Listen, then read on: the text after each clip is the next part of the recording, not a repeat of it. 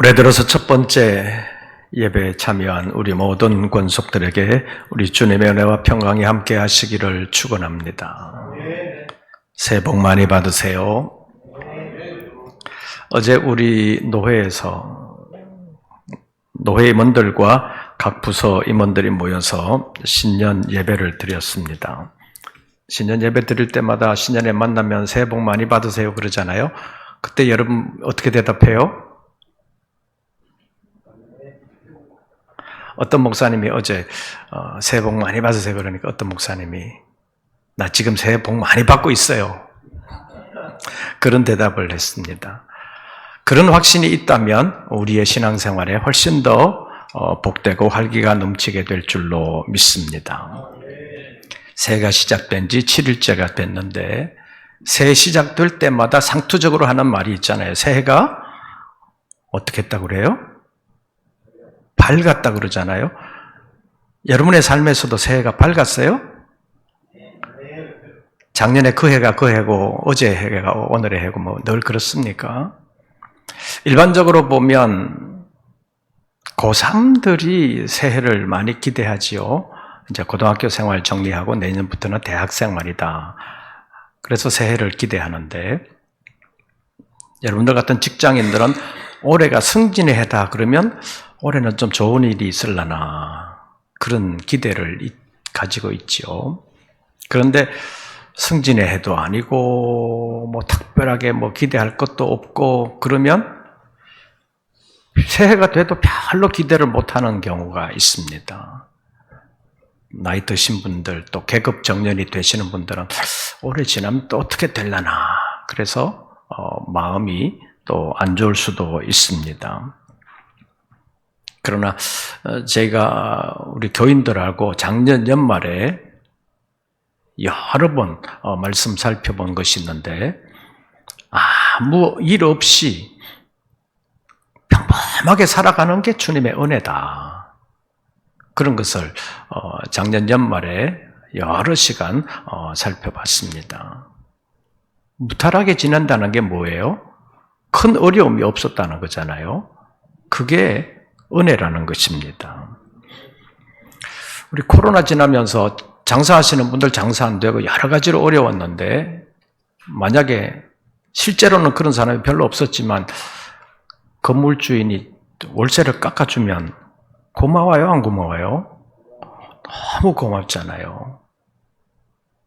그런데 아예 월세를 안 받았다고 생각해 보세요. 근데 한 10년 동안 안 받았어요. 근데 한 10년 안 받다가 이제는 10년 동안 뭐 잘 기반을 다졌을 테니까 내라. 그러면 10년 동안 안 받은 거에 대한 고마움이 넘치겠어요? 10년 동안 안 받았으면 지금도 안 받아도 되지. 건물주는 그거 안 받아도 살 것 같은데 뭘 새로 달라 그러냐. 이미 받은 은혜는 다 잊어버리고 새로운 부담만 더 안 좋은 방향으로 나타날 때가 있습니다. 그래서 여기서도 가끔 부르겠지만 그 손경민 목사님의 그 은혜라는 곡이 있잖아요. 그 가사의 내용을 보면 내가 누려왔던 모든 것들이 내가 지나왔던 모든 시간이 내가 걸어왔던 모든 순간이 당연한 것이 아니라 은혜였어. 2절 가사의 내용을 보면 내가 이 땅에 태어나 사는 것, 어린아이 시절과 지금까지 숨을 쉬며 꿈을 꾸는 것, 이런 것들이 다 은혜라는 것입니다. 여러분 숨 쉬는 거 은혜예요? 숨 쉬는 거 잊어버려가지고 죽었다는 사람 있어요? 없잖아요. 근데 숨 쉬는 거를 여러분에게 맡겼다고 생각해 보세요. 네가 알아서 해라. 그러면 이 공기 중에서 산소만 빨아들이고 몸에서 만드는 이산화탄소 배출하고 네가 알아서 해라. 그러면 어떻게 하겠어요? 공기 중에서 산소는 여러분들 어떻게 구별해가지고 그것만 딱 할 수 있겠어요? 몸에서 만들어진 이산화탄소 구분해가지고 그것만 딱 내보낼 수 있겠어요? 우리가 어떻게 할 수가 없어요. 근데 완전 자동 시스템으로 하나님이 해주시잖아요. 근데 은혜인 줄은 모르잖아요. 그래서 오늘 은혜와 진리라는 제목으로 잠깐 말씀을 상고하면서 우리가 살아가는 이 한 해, 지나간 한 해뿐만 아니라 새해를 은혜와 진리 안에서 아름답게 살아드리는 우리 모든 권속들 되시기를 바랍니다. 첫째로 은혜를 은혜로 알아야 합니다. 제가 영국 집회 시작한 지가 이제 14년째가 되는데 영국에 다니면서 느낀 게 있습니다.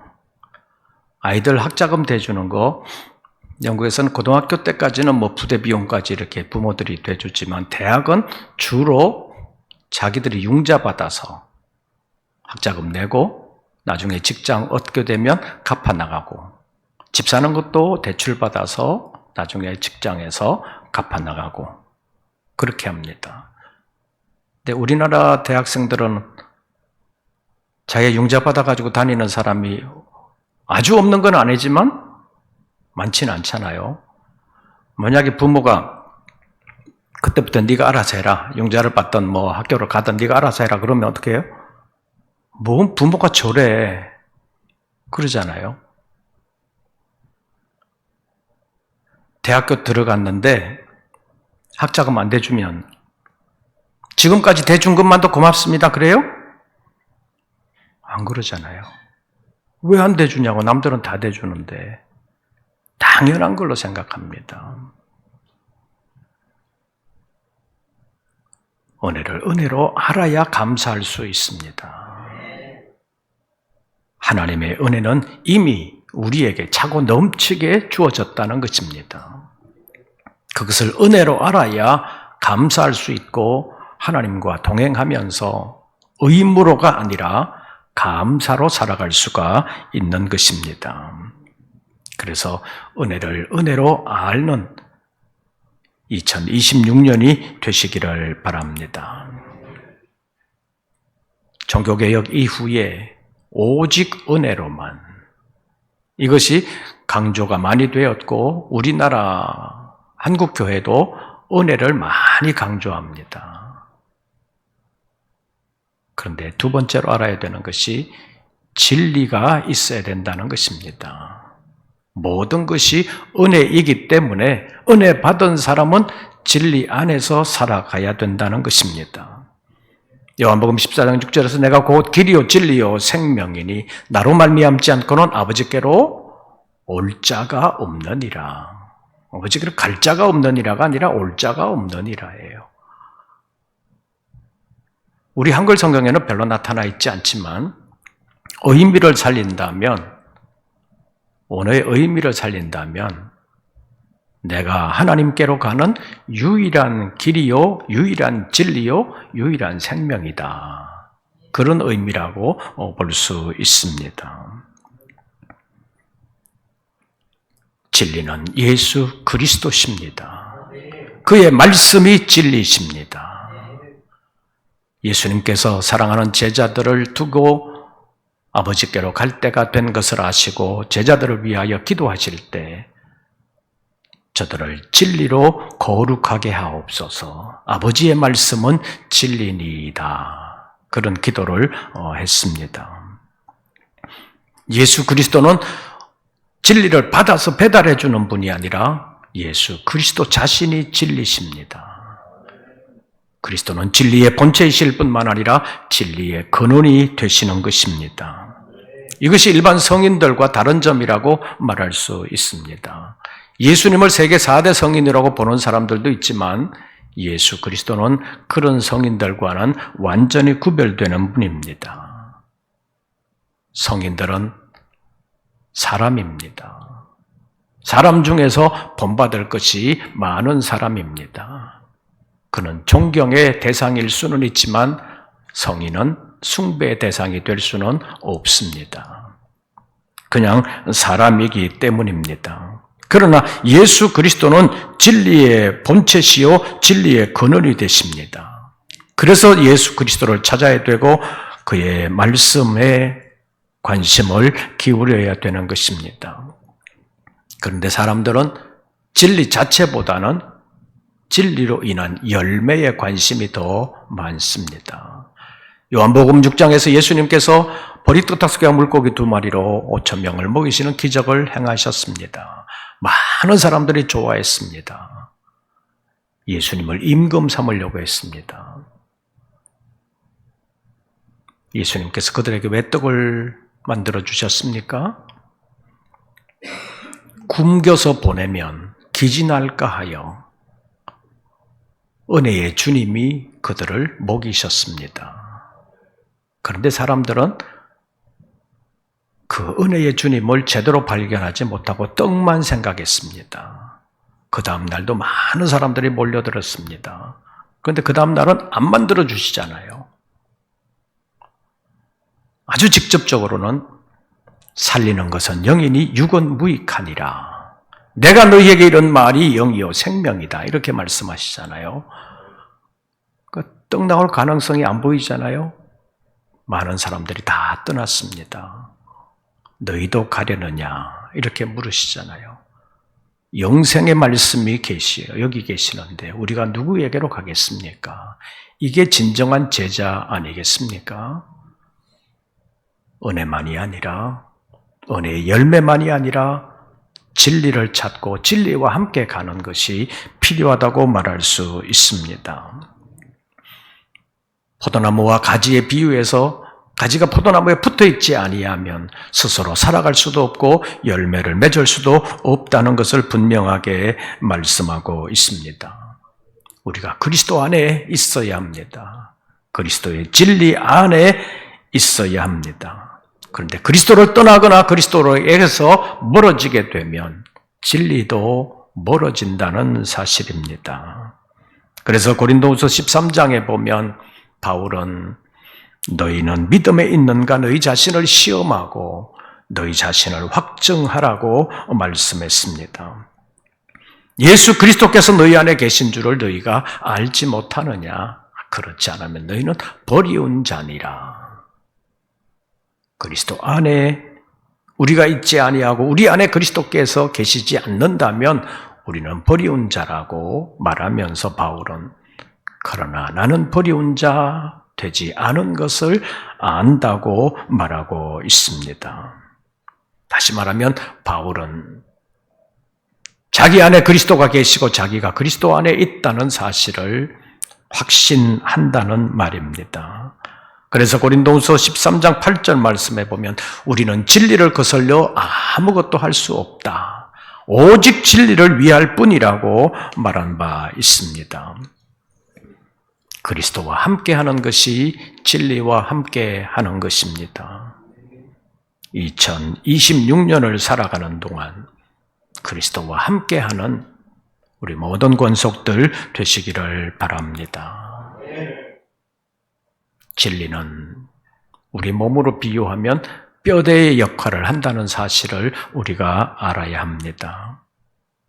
은혜와 진리를 몸으로 비유한다면 은혜는 살과 같고 진리는 뼈대와 같은 것입니다. 에스겔서 37장에서 마른 뼈들이 큰 군대로 자라나는 과정을 보여주고 있습니다. 첫째는 말라버린 뼈들이 서로 연결이 되어서 골격을 이룹니다. 그 다음에 살이 입혀지게 되고 그 위에 가죽이 덮인다는 표현들을 쓰고 있습니다. 그리고 하나님의 생기가 그 안에 불어넣어졌을 때 큰 군대로 일어나는 모습을 성경이 보여주고 있습니다. 뼈만 있으면 사람의 모습으로 완전하지 않다는 것입니다. 요즘 다이어트 한다고 빼는 사람들 있잖아요. 너무 빼면 어때요? 뼈만 앙상하게 남으면 건강하게 보이진 않잖아요. 살이 너무 많아가지고 건강에 안 좋으면 문제가 있지만 너무 말라서 뼈만 앙상한 것도 건강해 보이지를 않습니다. 영적으로 말한다면 은혜만 있어도 안 되고 진리만 있어도 안 된다는 것입니다. 은혜와 진리가 함께 있어야 합니다. 오늘 본문에 보면 예수 그리스도는 은혜와 진리가 충만하더라고 말씀했습니다. 은혜의 주님, 은혜가 충만한 주님이었기에 당시에 멸시받던 사람들에게 상종도 못하고 늘 사람들을 두려워하면서 어떻게 보면 따로 놀던 사람, 세리와 창기들, 그들은 멸시의 대상이었지만 은혜의 주님께서 그들을 만나주셨고 찾아가 주셨고 그들을 구원해 주셨습니다. 나병 환자들을 비롯한 여러 환자들 기피의 대상이었지만 예수님은 그들을 찾아가셨고 만나주셨고 치료해 주셨습니다. 은혜의 주님이십니다. 그러나 예수님 진리의 주님이십니다. 그래서 세상과 타협하지 않으셨습니다. 처음에 공생애를 시작하실 때도 마귀의 시험이 있었습니다. 좋은 게 좋은 거라고 타협할 수도 있지만 주님은 타협하지 않으셨습니다. 아까 말씀드린 것처럼 요한복음 제6장에서 많은 사람들이 예수님을 임금 삼으려고 했다고 성경은 기록하고 있습니다. 그것을 이용해도 하나님의 영광을 위하여 할 수 있을 것 같은데 과감하게 정리하고 혼자 산으로 가셨다고 성경은 기록하고 있습니다. 은혜의 주님이시기도 하지만 진리가 충만하신 주님이기에 진리 아닌 것은 다 잘라버렸다는 것입니다. 마지막 십자가 위에서도 네가 하나님의 아들이어든 내려오라 그러면 우리가 믿겠노라고 하는 그 시험 앞에서도 그렇게 하실 수도 있잖아요. 그런데 예수님은 은혜만 있는 것이 아니라 진리로 충만하신 분이기 때문에 과감하게 잘라버리시는 것입니다. 그리스도는 은혜와 진리가 충만하십니다. 그래서 우리가 그리스도를 모시고 그리스도를 본받으면서 그리스도와 함께 살아가야 합니다. 그래서 십자가에서 마지막 말씀이 다 이루었다. 예언의 말씀, 진리의 말씀을 다 이루신 것을 표현한 말입니다. 히브리서 10장 7절에서 주님 오실 때에 하신 말씀을 두루마리 책에 나를 가리켜 기록된 것과 같이 아버지의 뜻을 행하려 오셨다고 했는데 그 아버지의 뜻을 다 이루셨다는 말씀입니다. 2026년도 은혜를 구하면서 살아가고 은혜를 은혜로 알고 살아가는 한 해가 되시기를 바랍니다.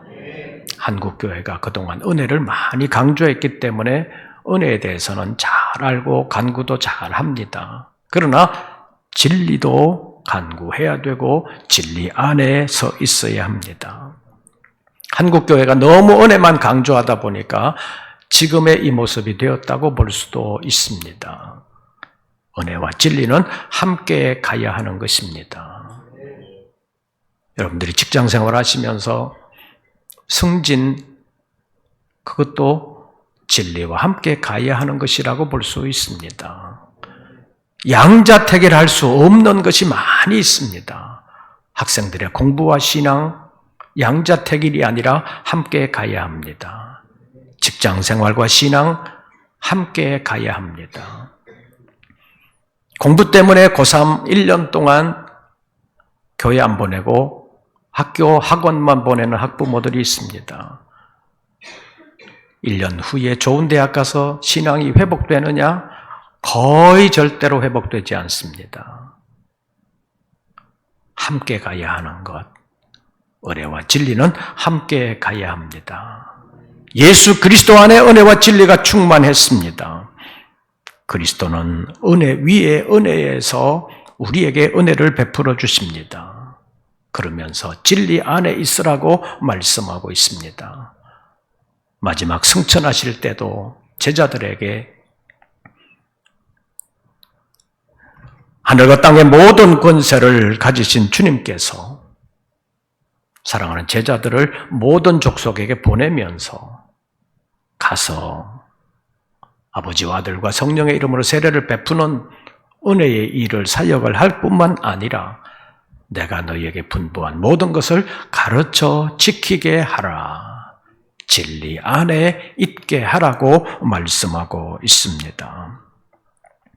그래서 은혜 받은 사람은 진리 안에 있어야 합니다. 진리를 붙드는 새해가 되시기를 바랍니다. 마지막으로 진리의 빛을 비추는 한 해가 되시기를 바랍니다. 우리는 그리스도 안에서 어둠에서 빛으로 거듭났습니다. 어둠으로 거듭난 사람 어떻게 살아야 되느냐? 에베소서 제5장에 있는 말씀을 보면 너희가 전에는 어둠이더니 이제는 주 안에서 빛이라고 말씀하시면서 빛의 자녀들처럼 행하라고 말씀했습니다. 그러면서 빛의 열매는 모든 착함과 의로움과 진실함에 있느니라. 2026년 착하게 사시기를 바랍니다. 그런데 그 착함은 사람 앞에서만의 착함이 아닙니다. 직장 생활하면서 친구가 아주 모처럼 만에 주일 어디 가자고, 놀러 가자고, 취미 생활하자고 청하면 가면 그 친구는 좋겠죠? 좋아하겠죠? 그러나 하나님은 기뻐하시지는 않으실 것입니다. 사람 앞에서만이 아니라 하나님 앞에서 착하게 살아야 합니다. 두 번째로 의롭게 살아야 합니다. 진리의 말씀을 붙들고 살아야 한다는 것입니다. 착함과 의로움이 함께 있어야 진실하다고 말할 수 있습니다. 제가 언젠가 깡패의 의리는 의리가 아니다, 그런 말을 했습니다. 깡패가 내 의리라고 말하는 것은 불의를 지키는 거잖아요. 그러니까 의리라는 말을 쓸 수가 없는 건데 깡패 세계에도 의리가 있다, 그런 말들을 많이 하잖아요. 우리 믿는 사람들이 어떻게 의롭게 살아가느냐? 주님의 말씀 위에 서야 합니다. 그리스도인으로서의 진실함도 이 진리 안에 있어야 진실하다고 말할 수 있습니다. 모든 착함과 의로움과 진실함, 이 세 가지는 항상 있어야 하는 것입니다. 인간적으로 2026년에 새롭게 기대할 것이 없다 할지라도 모든 착함과 의로움과 진실함 안에서 살아가면 주님의 은혜가 우리에게 새롭게 임하게 될 줄로 믿습니다. 주님의 은혜가 새로워지면 진리 안에서 우리의 삶으로 나타나야 한다는 것입니다. 그래야 우리 몸을 하나님이 기뻐하시는 거룩한 산 제사로 드리는 영적 예배의 삶을 살아갈 수가 있습니다. 2026년 이렇게 살아드리면서 하나님의 영광을 아름답게 드러내면서 하나님의 은총을 더 받을 수 있는 은혜와 진리로 충만한 한 해가 되시기를 주의 이름으로 축원합니다.